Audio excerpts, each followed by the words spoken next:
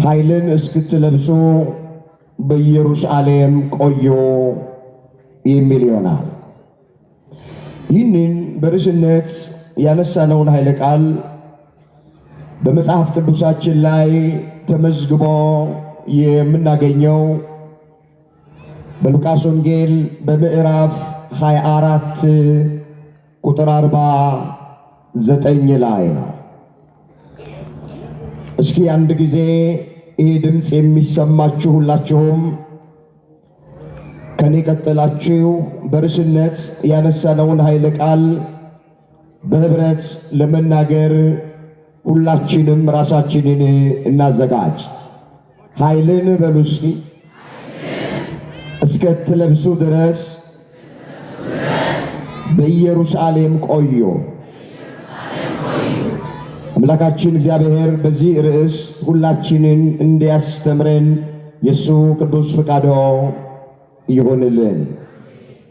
በዚህ ርዕስ ውስጥ ሶስት ነገሮችን በዋናነት እየፈጠንን እናያ። በመጀመሪያ በኢየሩሳሌም ቆዩ ማለት ምን ማለት ነው የሚለውን እናያ።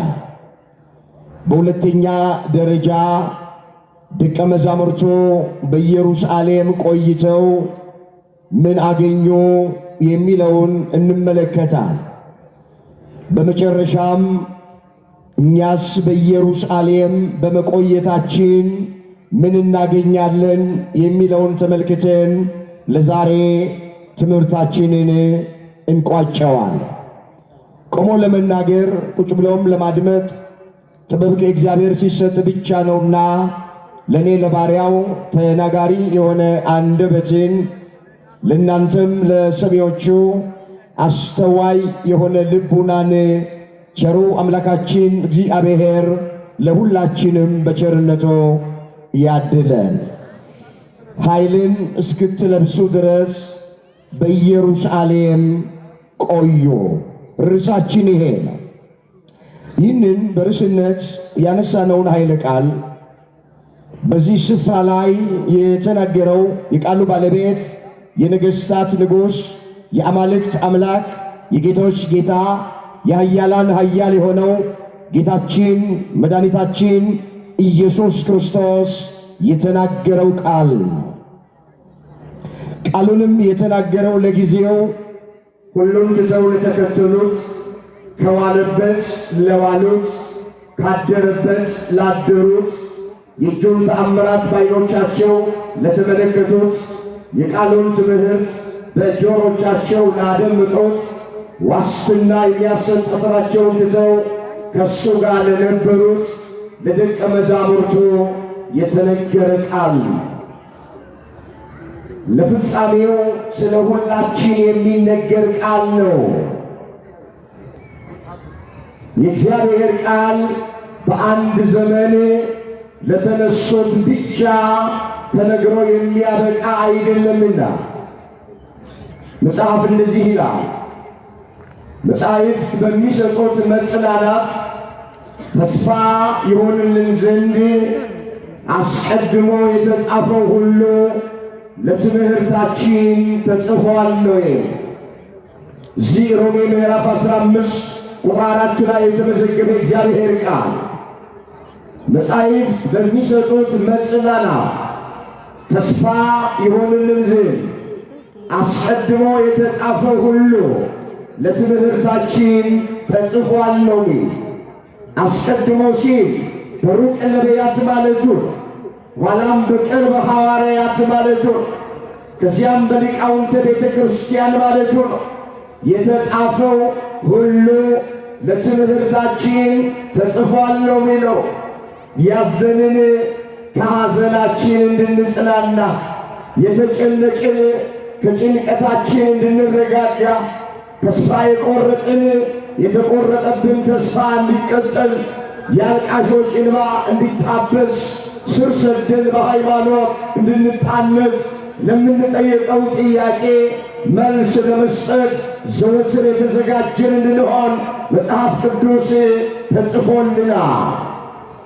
እንግዲህ ለትምህርታችን ከተጻፈልን ነገር መካከል ለዛሬ ኃይልን እስክትለብሱ በኢየሩሳሌም ቆዩ የሚል ኃይለ ቃል አንስተን እንቆይበታለን። እስኪ በመጀመሪያ ኢየሩሳሌም ማለት ምን ማለት ነው ከሚለው እንነሳ። አባቶቻችን ነገርን ከስሩ ውሃን ከጥሩ ይላሉና ወገኖቼ ኢየሩሳሌም ማለት የቃሉ ፍቺ ሀገረ ሰላም ማለት የሰላም ሀገር የሰላም ከተማ ማለት ነው። ጌታችን ኢየሱስ ክርስቶስ ይህንን በርስነት ያነሳነውን ቃል ለደቀ መዛሙርቱ የነገራቸው መቼ ነው ብለን ስንል ከማረጉ በፊት ለደቀ መዛሙርቱ ነግሯቸዋል።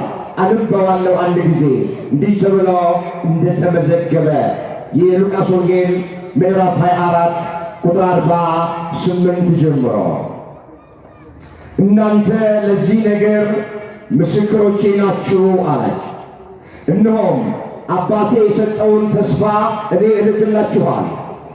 እናንተ ግን ኃይልን እስክትለብሱ ድረስ በኢየሩሳሌም ከተማ ቆዩ አላቸው። እስከ ቢታንያም አወጣቸው። እጆቹንም አንስቶ ባረካቸው።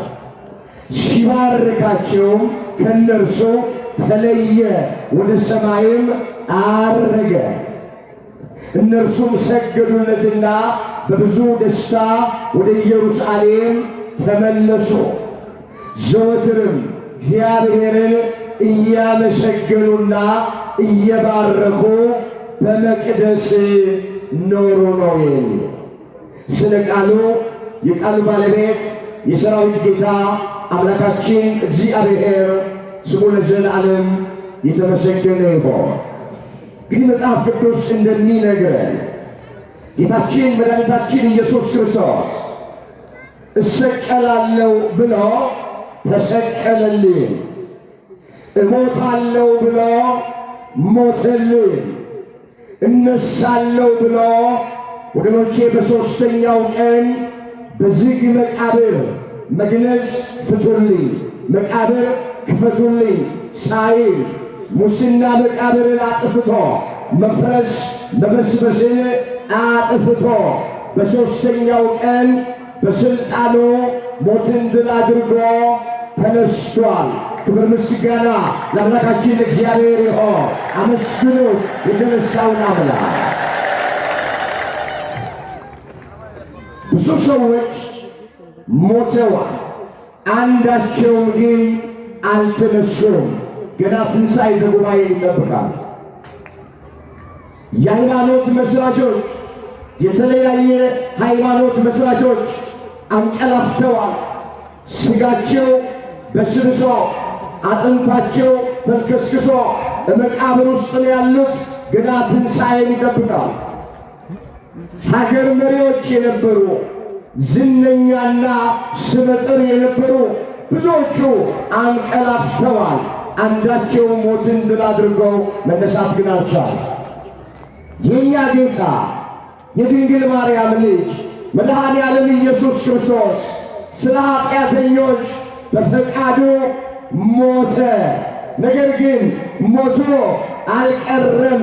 በሥልጣኑ ሞትን ድል አድርጎ ተነስቶልናል። ክብር ምስጋና ለስሙ ይሆንልን። ወገኖቼ ክርስቶስ ባይነሳ ኖሮ ስለ ትንሣኤ ሙታን መስበክ አንችልም ነበረ። እግረ መንገዳቸው ሐዋርያው ቅዱስ ጳውሎስ እንደተናገረ ክርስቶስ ባይነሳ ኖሮ ስብከታችን ከንቱ ነበረ፣ ክርስቶስ ባይነሳ ኖሮ እምነታችን ከንቱ ነበረ ብሎ ተናግረዋል። አንደኛ ቆሮንቶስ ምዕራፍ 15 ቁጥር 14 ላይ የተመዘገበ እግዚአብሔር ቃል በደንብ አድርጋችሁ እንድሰሙ እንፈልጋለን። ክርስቶስ ባይነሳ ትንሣኤ ሙታን የለም ነበረ። እኛም ሞተን ፈርሰን በስብሰን እንቀር ነበረ። ከሞት በኋላ ሕይወት እንዳለ እርግጠኛ ሆነን የምንመሰክረው፣ ከመቃብር በኋላ ትንሣኤ እንዳለ አፋችንን ሞልተን የምንመሰክረው ክርስቶስ ስለተነሳ ነው። እሱ ባይነሳ ኖሮ ወገኖቼ እኛ ስለ መነሳታችን እርግጠኛ ሆነን መመስከር፣ መናገር፣ ማስተማር አንችልም ነበረ። ደግሞ ትንሣኤ ሙታን ባይኖር ኖሮ ሰው ሞቶ ፈርሶ በስብሶ የሚቀር ቢሆን ኖሮ ወገኖቼ ጾም ከንቱ ነበረ፣ እንደዚህ መሰብሰብ ከንቱ ነበረ፣ ቤተ መቅደስ ማነጽ ከንቱ ነበረ፣ 3 ሰዓት ቆሞ ማስቀደስ ከንቱ ነበረ፣ ንስሐ መግባት ከንቱ ነበረ። ሰው ሞቶ ቢቀር ከሞት በኋላ ሕይወት ባይኖር ኖሮ ሁሉም ነገር ከንቱ ነበረ። አምልኮታችን ከንቱ ሆኖ እንዳይቀር ኢየሱስ ክርስቶስ ሞተልን። ሞቶ ግን አልቀረም፣ በሦስተኛው ቀን ተነሳልን። ከፍ አድርጋችሁ አመስግኖት፣ ስሙ የተመሰገነ ይሁን። እንግዲህ እሱ እንደተነሳ እኛም እንነሳለን ብለን ተስፋ እናደርጋለን። ለዚህ ነው ሐዋርያውም ብሎ የተናገረው አሁን ግን ክርስቶስ ላንቀላፉት በኩራት ሆኖ ከሙታን መካከል ተለይቶ ተነስቷል። ሞት በአዳም በኩል መጥቶ ነበረ፣ ትንሣኤ በክርስቶስ በኩል ሆነ። ሁሉ በአዳም እንደሚሞቱ ሁሉ በክርስቶስ ሕያዋን ይሆናሉ ተብሎ ተጽፏል። እንመለስ። ከሙታን ተለይቶ ከተነሳ በኋላ በ40ኛው ቀን ነው ጌታችን ያረገው። ንገሩኝ፣ በስንተኛው ቀን አልኳችሁ? አቤት። ከሙታን ተለይቶ ከተነሳ በኋላ እዚህ ምድር የቆየው ስንት ቀን ነው? አቤት አቤት። 40 ቀን ነው የቆየው። ምን እያደረገ ቆየ ስንል ስለ እግዚአብሔር መንግሥት እየነገራቸው ለደቀ መዛሙርት ሥርዓተ ቤተ ክርስቲያንን እያስተማራቸው መጽሐፈ ኪዳንን እያስተማራቸው 40 ቀን ኢየሱስ ክርስቶስ በዚህ ምድር ቆይቷል። ከማረጉ በፊት፣ ከትንሣኤ በኋላ፣ ከእርገቱ በፊት 40 ቀን ነው የቆየው። ከ40 ቀን በኋላ ወገኖቼ ወደ ደብረ ዘይት ተራራ ደቀ መዛሙርቱን ይዟቸው ወጣ ይላል። በዚያ በደብረ ዘይት ተራራ ደቀ መዛሙርቱ እያዩት ወደ ሰማየ ሰማያት ወጣ፣ ከፍ ከፍ አለ፣ አረገ። አስቀድሞ ዳዊት አምላክ በእልልታ እግዚአብሔር በመለከት ድምፅ አረገ፣ ዘምሩ ለአምላካችን ዘምሩ፣ ዘምሩ ለንጉሳችን ዘምሩ ብሎ ተናግሮ ነበረ። በመዝሙር 46 ቁጥር 5 ላይ በመላእክት ምስጋና ደቀ መዛሙርቱ እልል እያሉ ጌታችን ኢየሱስ ክርስቶስ ከሙታን ተለይቶ በተነሳ በ40ኛው ቀን ወደ ሰማይ አረገ። ክብር ይግባው ያረገ አምላክ አመስግኖ ወደ ሰማይ ሰማያት ወጣ። እንዲህ ይላል፣ ቃሉን አነበዋለሁ። በዚህ በሐዋርያት ሥራ በምዕራፍ 1 ቁጥር 9 ላይ እንዲህ ተብሎ ተመዝግቧል። ይህንንም ከተናገረ በኋላ እነርሱ እያዩት ከፍ ከፍ አለ፣ ደመናም ከዓይናቸው ሰውራ ተቀበለችው። እርሱም ሲሄድ ወደ ሰማይ ትኩር ብለው ሲመለከቱ ሳሉ እነሆ ነጫጭ ልብስ የለበሱ 2 ሰዎች በአጠገባቸው ቆመው የገሊላ ሰዎች ሆይ ወደ ሰማይ እየተመለከታችሁ ስለምን ቆማችኋል? ይህ ከእናንተ ወደ ሰማይ የወጣው ኢየሱስ ወደ ሰማይ ሲሄድ እንዳያችሁት እንደዚሁ ይመጣል አሏቸው ነው የሚለው። ደቀ መዛሙርቱ እያዩት ነው ያረገው። የቤተ ክርስቲያን ሊቃውንት ምን ይላሉ? ስለ ኢየሱስ ክርስቶስ እርገት ሲናገሩ ክርስቶስ ያረገው በርቀት ሳይሆን በርህቀት ነው ይላል። በርቀት ማለት በመርቀቅ አይደለም ያረገው፣ በርህቀት ነው ያረገው። ቀስ ቀስ እያለ ከፍ ከፍ እያለ ወደ ሰማይ ወጣ፣ ከዓይናቸው ተሰወረ። በሚገባችሁ ቋንቋ ሁላችሁም አውሮፕላን ታውቃላችሁ እርግጠኛ ነኝ። አውሮፕላን ከመብረሩ በፊት መጀመሪያ በምድር ላይ ያኮበክባል፣ ቀስ እያለ ይሄዳል። ከዛ በፍጥነት ይጨምራል፣ ኋላ ይነሳል፣ ከፍ እያለ ከፍ እያለ ከፍ እያለ ቀስ ብሎ ከዓይን ይሰወራል፣ ማየት አንችልም። የክርስቶስ እርገት እንደዛ ነው። በርቀት አይደለም፣ በመርቀቅ አይደለም ያረገው፣ በርህቀት ነው።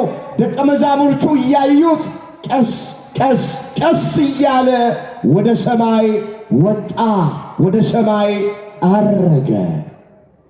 ሰሞኑን በኢትዮጵያ ኦርቶዶክሳዊት ተዋሕዶ ቤተክርስቲያን የክርስቶስን እርገት እያከበርን ያለን ወገኖቼ፣ አንዳንድ ሰዎች የኢትዮጵያ ኦርቶዶክስ ተዋሕዶ ቤተክርስቲያን ኢየሱስን አታውቅም፣ ስለ ኢየሱስ አትሰብክም ብለው የሚናገሩ አንዳንድ ሰነፎች አለ። ሲጸነስ ተጸነሰ ብላ ጽንሰቱን የምታከብር ቤተክርስቲያን፣ ሲወለድ ልደቱን የምታከብር ቤተክርስቲያን፣ ሲሰደድ ዘመነ ስደት ብላ ስደቱን የምታስብ በጾም ቤተክርስቲያን፣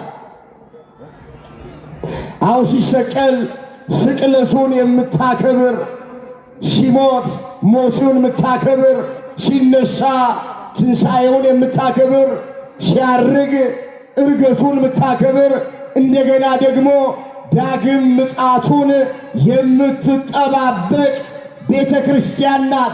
ከማንም በላይ ከምንም በላይ የኢትዮጵያ ኦርቶዶክሳዊት ተዋሕዶ ቤተ ክርስቲያን ኢየሱስ ክርስቶስን ትሰብከዋለች። የዚች ቤተ ክርስቲያን ልጆች ያደረገን አምላክ ስሙ የተመሰገነ ይሁን። ምንድነው የሚለው መጽሐፍ? መቼስ አይሁድ ምልክትን የግሪክ ሰዎችም ጥበብን ይሻሉ፣ እኛ ግን አለ ሐዋርያው የተሰቀለው ኢየሱስ ክርስቶስን እንሰብካለን አለ።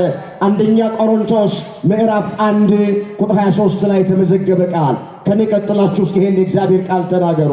መቼስ በሉ እስኪ አይሁድ ምልክትን ይሻሉ፣ የግሪክ ሰዎችም ጥበብን ይሻሉ፣ እኛ ግን የተሰቀለውን ኢየሱስ ክርስቶስን እንሰብካለን።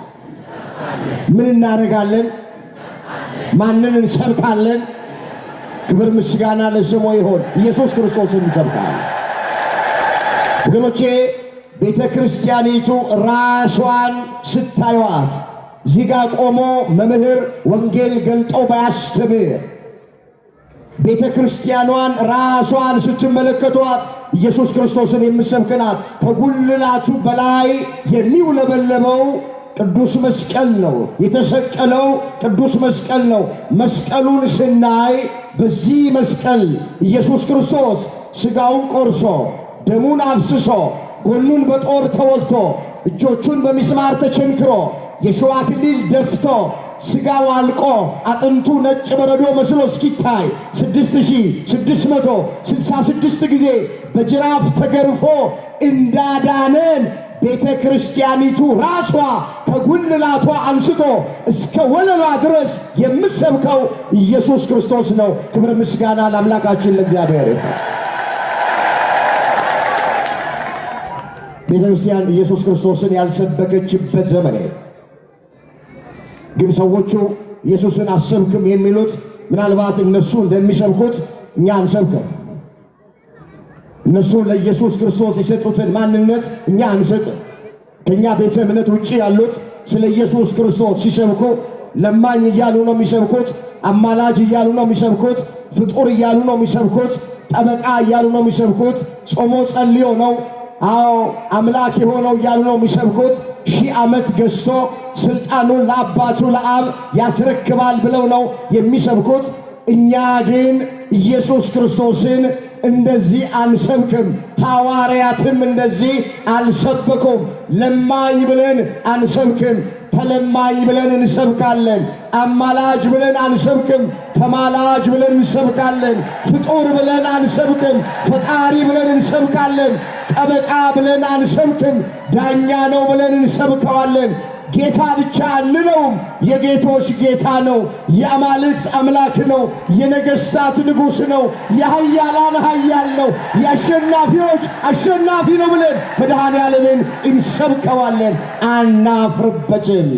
ቅዱስ ጳውሎስ ያመንኩትን አውቀዋለሁና አላፍርበትም ብለዋል። እስኪ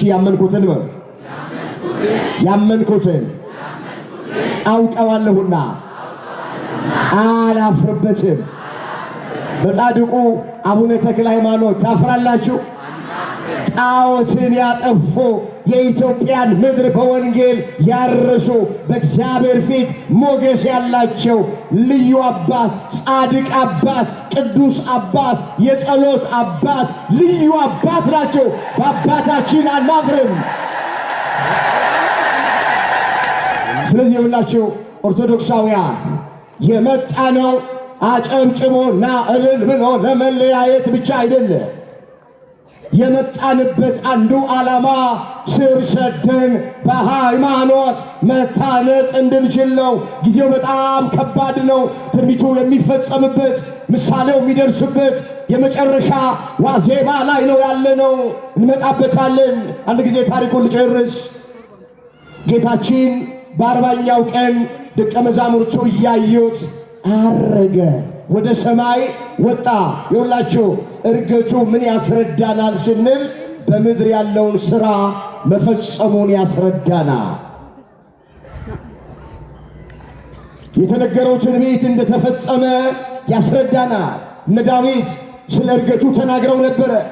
እዛ መዝሙር 46 ቁጥር 5 ላይ አምላክ በእልልታ እግዚአብሔር በመለከት ድምፅ አረገ፣ ዘምሩ ለአምላካችን ዘምሩ፣ ዘምሩ ለንጉሳችን ዘምሩ፣ ዘምሩ እያለ በማስተዋል ዘምሩ እያለ ዳዊት የተናገረው ትንቢት ነበረ።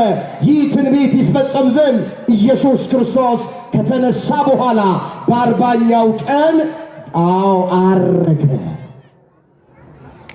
ያረገበት ምክንያት ትንቢቱ ይፈጸም ዘንድ ነው።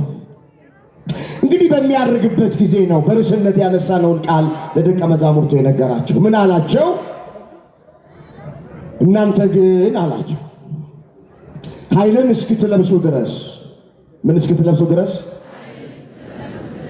በኢየሩሳሌም ከተማ ቆዩ አላቸው። የት ቆዩ?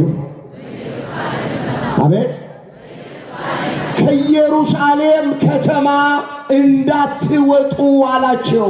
ኃይልን እስክትለብሱ ድረስ። አንድን ነገር ለማሸነፍ ኃይል ያስፈልጋል። እውነት አስቻ አቤት። ስለዚህ ምን አላቸው? ኃይልን እስክትለብሱ ድረስ አባቴ የሰጠውን ተስፋ እነሆ እኔ እልክላችኋለሁ፣ እናንተ ግን በኢየሩሳሌም ከተማ ቆዩ አላቸውና በእርገት ከነሱ ተለየ። እስኪ በኢየሩሳሌም ከተማ ቆዩ ማለት ምን ማለት ነው የሚለውን እየዘረዘርን ጥቂቱን ነገር እንመልከት። ወገኖቼ በኢየሩሳሌም ከተማ ቆዩ ማለት የቁም እስረኛ ሆናችሁ በዛ በከተማ ውስጥ ቆዩ ማለት አይደለም። አባቶቻችን የመጽሐፍ ቅዱስ ቃል የብረት ቆሎ ነው፣ እያዋዙ ካልበሉት ጥርስ ይሰብራል ይላል። አሁን አንዳንድ ሰዎች ይሄንን ቃል ሲያነቡ ደግሞ ኢየሱስ ክርስቶስ ደቀ መዛሙርቱን የቁም እስረኞች አደረጋቸው እንዴ? ከኢየሩሳሌም ከተማ አትውጡ የሚላቸው የሚሉ ሰዎች አሉ። ወገኖቼ ኢየሩሳሌም ሲል ስለ ከተማይቱ የተነገረ ብቻ አይደለም፣ በምስጢር ስለ ብዙ የተነገረ ነው። እሱን ነው አሁን እየዘረዘርን የምናየው። በመጀመሪያ በኢየሩሳሌም ከተማ ቆዩ ሲላቸው በመቅደስ ቆዩ ማለት ነው። ኢየሩሳሌም የተባለች ቤተ መቅደስ። ለዚህ ማስረጃችን የሚሆነው ጌታችን ካረገ በኋላ ደቀ መዛሙርቱ እግዚአብሔርን እያመሰገኑና እየባረኩ በመቅደስ ኖሩ ይላል። ሉቃስ 24 ቁጥር 53 ላይ የተመዘገበ ቃል።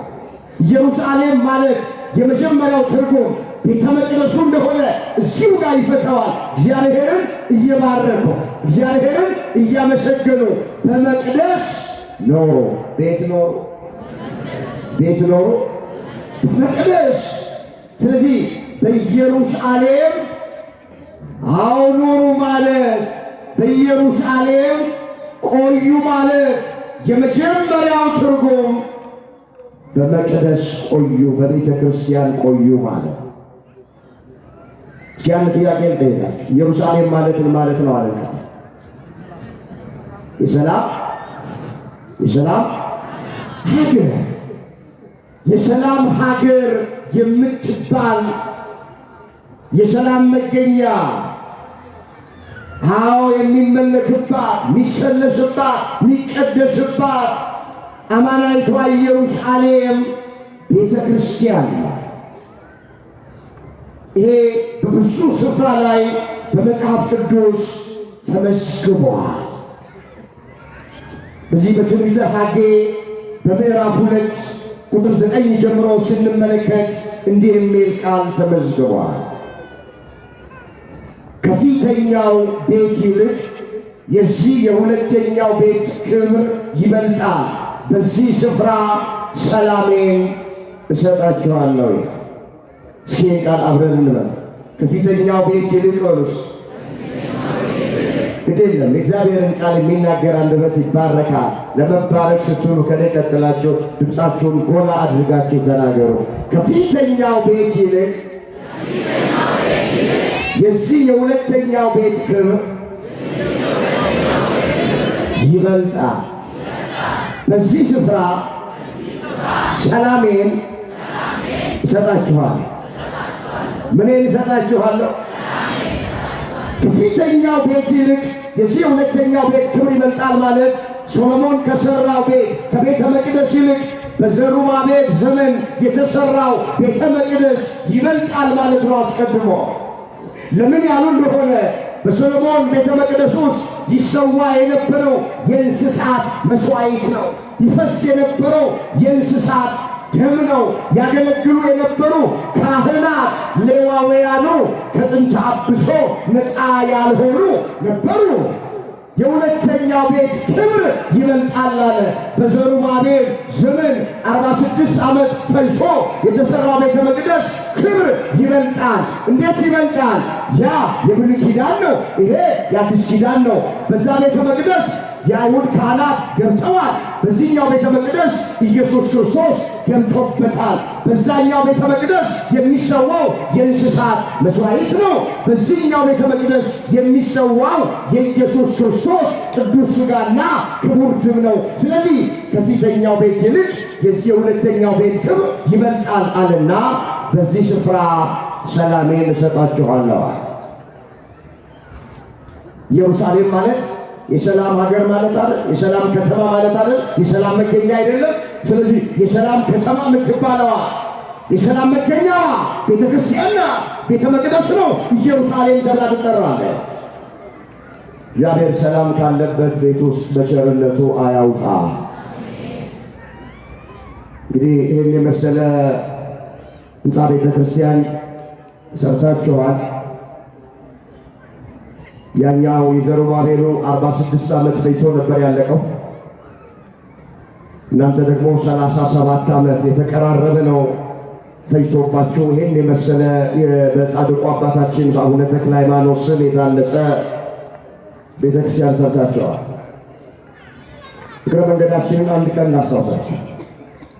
አሁን አንዳንድ ሰዎች እሺ ቤተ መቅደስ መታነጽ ሲታነጽ ለምንድን ነው በተክለ ሃይማኖት ስም በማርያም ስም በገብርኤል ስም በአርሴማ ስም የምታደርጉት? ሁሉም ቤተ ክርስቲያን በኢየሱስ ስም መሆን አለበት ብለው ቢከራከሩ ሰዎች ቤተ መቅደስ መታነጹ ችግር የለውም፣ ቤተ ክርስቲያን መሰራቱ ችግር የለውም። የምንድን ነው ተክለ ሃይማኖት፣ ጊዮርጊስ፣ ገብረ መንፈስ ቅዱስ፣ ማርያም እያላችሁ ምጠሩት? እስኪ አንድ ጥያቄ ልጠይቃችሁ። በዚህ ቤት ውስጥ የሚመለከው ማን ነው? በዚህ ቤት ውስጥ ሥጋው የሚቆረሰው ደሙ የሚፈሰው የማን? የእግዚአብሔር የኢየሱስ ክርስቶስ። በዚህ መቅደስ ውስጥ ወገኖቼ የሚመለከው ኢየሱስ ክርስቶስ ነው። ግን በቤቱ ላይ ቅዱሳን እንዲታሰቡ እግዚአብሔር ስለፈቀደ ነው። ማን ስለፈቀደ ነው? እግዚአብሔር። እሱን እግረ መንገድ እናያለን እንጂ ቤቱ እግዚአብሔር ቤት በገብርኤልም ይሰየም በድንግል ማርያምም ይሰየም በቅዱሱ በተክለ ሃይማኖትም ይሰየም መታሰቢያነቱ ለድንግል ማርያም መታሰቢያነቱ ለተክለ ሃይማኖት መታሰቢያነቱ ለአርሴማ መታሰቢያነቱ ለጊዮርጊስ ነው እንጂ በዛ ውስጥ የሚመለከው ባካችሁ እግዚአብሔር ነው። የሚመለከው ኢየሱስ ክርስቶስ ነው። እቺ ቤተ ክርስቲያን ብዙ አማልክት የላትም። አንድ አምላክ ነው የምታመልከው። ስንት አምላክ አልኳቸው? ስሙ ማን ነው? አመስግኑት። ክብር ምስጋና ለስሙ ይሁን። እግዚአብሔርን ብቻ ነው የምናመልከው። እስኪ ነቢዩ የተናገረውን ቃል አስታውሻችሁ ወደሚቀጥለው ነገር እሄዳለሁ። እዚህ ትንቢተ ኢሳይያስ ምዕራፍ 56 ላይ እንዲህ የሚል ቃል ተመዝግቧል። ቁጥር 4 ጀምሮ እመለከተዋለሁ። ለምንድን ነው አብያተ ክርስቲያናቱ በቅዱሳኑ ስም በሰማዕታቱ ስም የሚሰየሙት? ለምንድን ነው? እሱን እናያለን። እንደዚህ ይላል ትንቢተ ኢሳይያስ ምዕራፍ 56 ቁጥር 4 ጀምሮ እግዚአብሔርም እንዲህ አለ፣ ሰንበቴን ስለሚጠብቁ ደስ የሚያሰኘኝን ነገር ስለሚመርጡ ቃል ኪዳኔንም ስለሚይዙ ጃንደረቦች እንዲህ ይላል፣ በቤቴና በቅጥሬ ውስጥ ከወንዶችና ከሴቶች ልጆች ይልቅ የሚበልጥ የመታሰቢያ ስም እሰጣችኋለሁ፣ የማይጠፋ የዘላለም ስም እሰጣችኋለሁ። እስኪ ቃሉ በልባችሁ እንዲጻፍ አብረን እንበለው። ሰንበቴን ስለሚጠብቁ በሉስ፣ ስለሚጠብቁ ደስ የሚያሰኘኝን ነገር ስለሚመርጡ ቃል ኪዳኔን ስለሚይዙ ጃንደረቦች እንዲህ ይላለሁ፣ በቤቴና በቅጥሬ ውስጥ ከወንዶችና ከሴቶች የሚበልጥ የመታሰቢያ ስም እሰጣችኋለሁ፣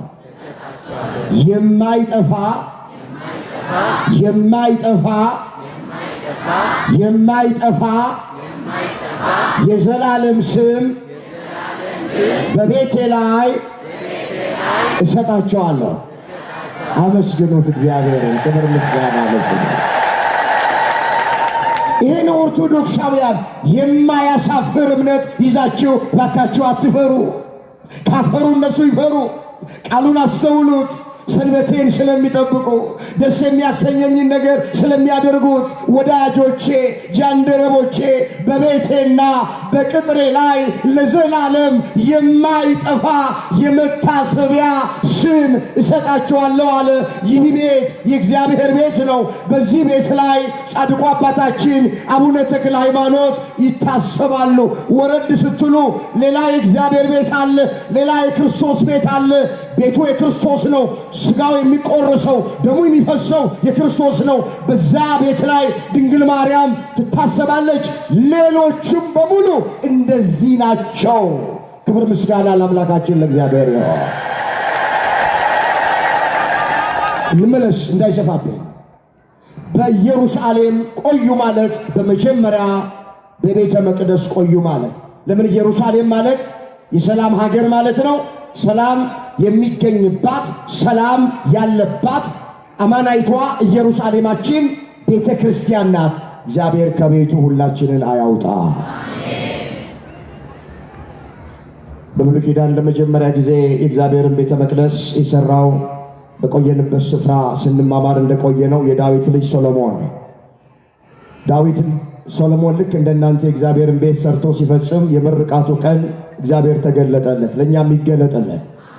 ተገልጦ እንደዚህ አለ፣ ሶሎሞን ጸሎትህን ሰምቻለሁ። ይህንን ቤት ለራሴ ለመስዋዕት ቤት መርጨዋል። ዝናብ እንዳይዘንብ ሰማያቱን ብዘጋ፣ ምድሪቱን ይበላ ዘንድ አንበጣውን ባዝ፣ በምድሪቱ ላይ ቸነፈርን ረሃብን ባመጣ፣ በስሜ የተጠሩት ሕዝቤ ሰውነታቸውን አዋርደው ፊቴን ቢፈልጉ ከሰማይ ሆኜ እሰማቸዋለሁ፣ ኃጢአታቸውንም ይቅር እላለሁ፣ ምድራቸውንም እፈውሳለሁ። አሁንም በዚህ ስፍራ የሚጸለየውን ጸሎት ጆሮቼ ያደምጣሉ፣ ለዘላለም ዓይኔም ልቤም ጆሮዬም በዚህ ስፍራ ነው። ይህን ቤት መርጬዋለሁ፣ ይህንን ቤት ቀድሼዋለሁ አለ እግዚአብሔር። ሁለተኛ ዜና መዋዕል ምዕራፍ 7 ቁጥር 11 ላይ የተመዘገበ እግዚአብሔር ቃል ኪዳኑን አስበው። አንዳንድ ሰዎች ቤተ መቅደስ በአዲስ ኪዳን እኛ ነን እንጂ ይህ ህንፃው ቤተ መቅደስ ተብሎ አይጠራም፣ ህንፃው ቤተ ክርስቲያን ተብሎ አይጠራም፣ ቤተ ክርስቲያን የምንባለው እኛ ብቻ ነን ብለው የሚናገሩ ሰዎች አሉ። ወገኖቼ ቤተ መቅደስ ወይም ቤተ ክርስቲያን ስንል እግረ መንገዳችንን ሶስት ፍቺ አለ። ንገሩ፣ ስንት ፍቺ አለው አልኳችሁ? ሶስት። አንደኛ ቤተ መቅደስ ወይም ቤተ ክርስቲያን ስንል ህንፃው ማለታችን ነው። መላእክት የሚወጡበት የሚወርዱበትን፣ ቅዱሳን በስውር የሚተጉበትን፣ ታቦተ ሕጉ ጽላተ ኪዳኑ ያለበትን፣ ቅዳሴ የምናስቀድስበትን፣ ስለተደረገልን እግዚአብሔርን የምናመሰግንበትን፣ እንዲደረግልን ስለምንፈልገው እግዚአብሔርን ደጅ የምንጠናበት ይሄ ቤተ መቅደስ ይሄ ቤተ ክርስቲያን ተብሎ ይጠራል። ሁለተኛ ፍቺ ቤተ ክርስቲያን ወይም ቤተ መቅደስ የምንባለው ጉባኤው ራሱ የክርስቲያኖች ስብስብ፣ የክርስቲያኖች አንድነት፣ ማህበረ ምእመናን ጉባኤው ራሱ ቤተ ክርስቲያን እየተባለ በመጽሐፍ ቅዱስ ይጠራል። ሶስተኛው የቤተ መቅደስ ወይም የቤተ ክርስቲያን ትርጉም ወንዶች በ40 ቀን ሴቶች በ80 ቀን ከማኅፀነ ዮርዳኖስ ከጸጋ መንፈስ ቅዱስ ዳግም በጥምቀት የተወለድነው እያንዳንዳችን ቤተ መቅደስ ተብለን እንጠራለን። ምን ተብለን እንጠራለን? አቤት። ስለዚህ ቤተ መቅደስ ስንት ፍቺ አለው አልኳችሁ? ስንት ፍቺ አለው? አንደኛ ህንፃው፣ ሁለተኛ ጉባኤው፣ ሶስተኛ አማኙ ራሱ ማን ተብሎ ይጠራል? ሐዋርያው እንዲህ ብሎ ተናገረ፣ የእግዚአብሔር ቤተ መቅደስ እንደሆናችሁ የእግዚአብሔር መንፈስ እንዲያድርባችሁ አታውቁምን? ማንም የእግዚአብሔርን ቤተ መቅደስ ቢያፈርስ እግዚአብሔር እሱን ያፈርሰዋል። የእግዚአብሔር ቤተ መቅደስ ቅዱስ ነውና አለና ያውም እናንተ ናችኋል። አንደኛ ቆሮንቶስ ምዕራፍ 3 ቁጥር 16። እስኪ የእግዚአብሔር ቤተ መቅደስ እንደሆናችሁ በሉ ሁላችሁ። ድምፃችሁ አይሰማም። የእግዚአብሔር ቤተ መቅደስ እንደሆናችሁ የእግዚአብሔር መንፈስ እንዲያድርባችሁ አታውቁምን? ማንም የእግዚአብሔርን ቤተ መቅደስ ቢያፈርስ እግዚአብሔር እሱን ያፈርሰዋል። የእግዚአብሔር ቤተ መቅደስ ቅዱስ ነውና ያውም እናንተ ናችሁ። እኛ የማ ቤተ መቅደስ ነን? ስንቶቻችን ነን ግን የእግዚአብሔር ቤተ መቅደስ እንደሆነ የምናውቅ? እስኪ በደንብ ራሳችን ይሄ ቤተ መቅደስ አሁን በንጽህና ነው የሚያዘው። ዕጣን ነው የሚታጠንበት፣ ቅዳሴ ነው የሚቀደስበት፣ ሰዓታትና ማህሌት ነው የሚቆምበት፣ በየጊዜው ይጠረጋል። ንጹህ ነው፣ በንጽህና ነው የሚያዘው። መቅደስ የተባለ ሰውነታችን የኛው በክርስትና አፍንጫ ቢሸተት ምን ይሆን የሚሸተው? የብዙዎቻችን ለምን ብዙዎቻችን መቅደስ ሲባል ይሄ ህንፃው ነው። ወጣቶች ወንድሞቼና እህቶቼ ይሄን ካልነገርናችሁ ምን ጥቅም አለ? እያንዳንዳችን የእግዚአብሔር ቤተ መቅደሶች ነው። መቅደስ የተባለ ሰውነታችሁን በንጽህና ጠብቁ። የአንዳንዶቻችን መቅደስ ቆሽሿል በኃጢአት። አንዳንድ ወጣቶች አፍንጫቸው ጭስ ማውጫ ነው፣ አፋቸው ምድጃ ነው፣ ከንፈራቸው ጉልቻ ነው። ደንበኛ ማድቤት ሆነዋል። ኩሽና ሲጋራ እያጨሱበት በመቅደሳቸው ላይ፣ ጫት እየቃሙበት በመቅደሳቸው ላይ፣ ጠጥተው እየሰከሩበት መቅደስ በተባለ ሰውነታቸው ላይ። አንዳንዶቻችን አሁንም እዚህ ውስጥ ነው ያለን። ዛሬ እንኳን ዛሬ የጻድቁ የአቡነ ተክለ ሃይማኖት ዓመታዊ በዓል ነው ብሎ ቁጭ ብሎልኛል። እዛ እንዴ ተክለ ሃይማኖት ቁንጣን እስኪዝ ብላ ብለው ተክለ ሃይማኖት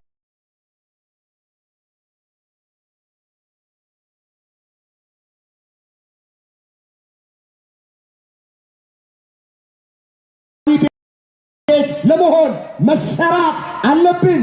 መቅደስ የተባለ ሰውነታችንን በንጽህና መጠበቅ አለብን። ከዝሙት መጠበቅ፣ ከአምልኮተ ጣዖት መጠበቅ፣ ከስካር መጠበቅ፣ ከተንኮል፣ ከምቀኝነት፣ ከክፋት፣ ከሐሜት፣ እግዚአብሔር ከማይከብርበት ርኩሰት መቅደሳችንን መጠበቅ አለብን። እስኪ አሁን አንድ ሰው እዚህ መቅደስ ውስጥ ገብቶ ሲጋራ ሲያጨስ ብታዩት ምን ታደርጉታላችሁ? ቄጤማ ጎዝጉዞ መቅደስ ውስጥ ገብቶ ጫት ሲቅም ብታዩት ምን ትሉታላችሁ? እነማሄም ዝም አይሉትም።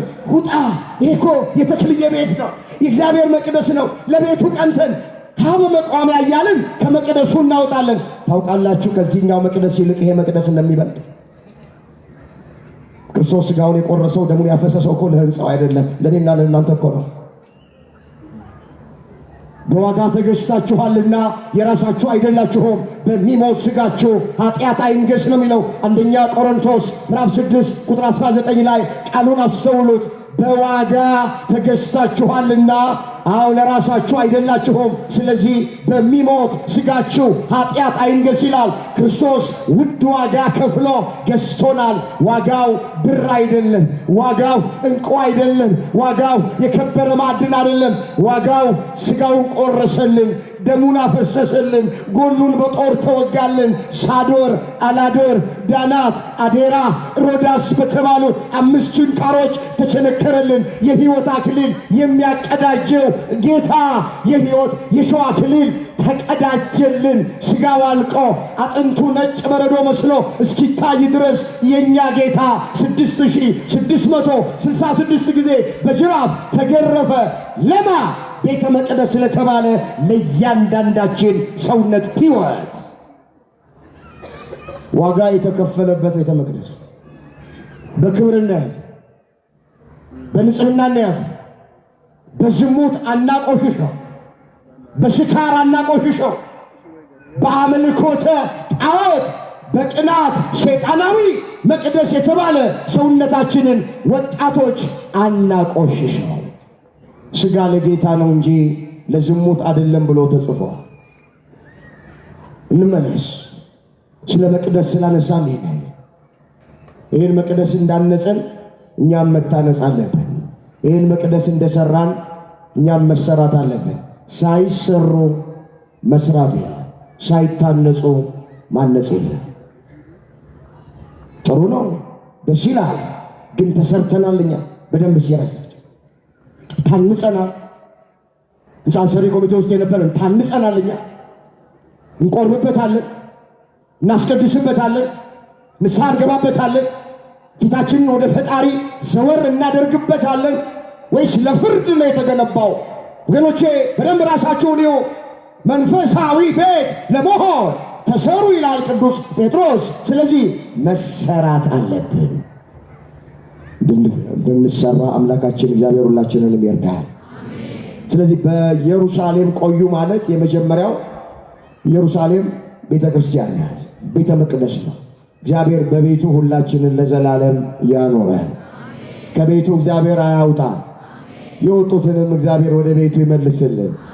የወጡት ደስተኛ ይመስሏቸዋል። አሁን የቆጫቸው እኮ ነው። ብዙዎች ይሉኝታ ይዟቸው እኮ ነው።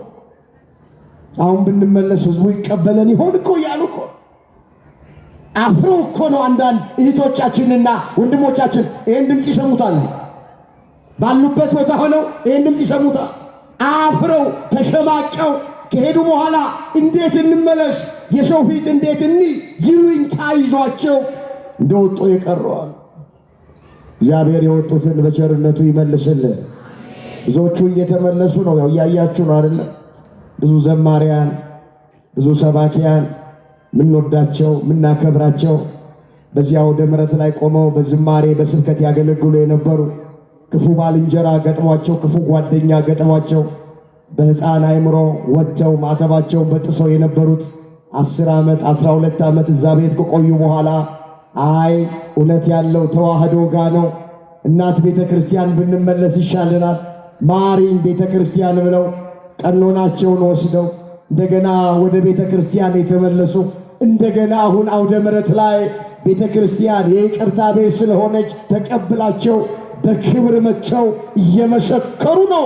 ምርኮ እየበዛ ነው። እግዚአብሔር እየረዳን ነው። እግዚአብሔር እያገዘን ነው። አሁንም የቀሩትን በሙሉ አምላካችን እግዚአብሔር መልሶ በቸርነቱ ያምጣል። ስለማንም ክፉ አንናገርም። በማንም ላይ ጣታችንን አንቀስርም። በማናቸው መጥፋት ደስተኞች አይደለንም። እኛ የእግዚአብሔር ልጆች ነን። እግዚአብሔር በሰው መዳን ነው የሚደሰተው። ስለዚህ እኛም ልጆቹ በሰው መዳን የምንደሰት ነን። የወጡትን ከመቅደሱ የራቁትን ወንድሞቻችንንና እህቶቻችንን ልብ ሰጥቶ ወደ ቀደመ ቤታቸው እግዚአብሔር ያምጣልን። የቀረነውም እኛን በሃይማኖት እስከ መጨረሻው ድረስ ያጽናል።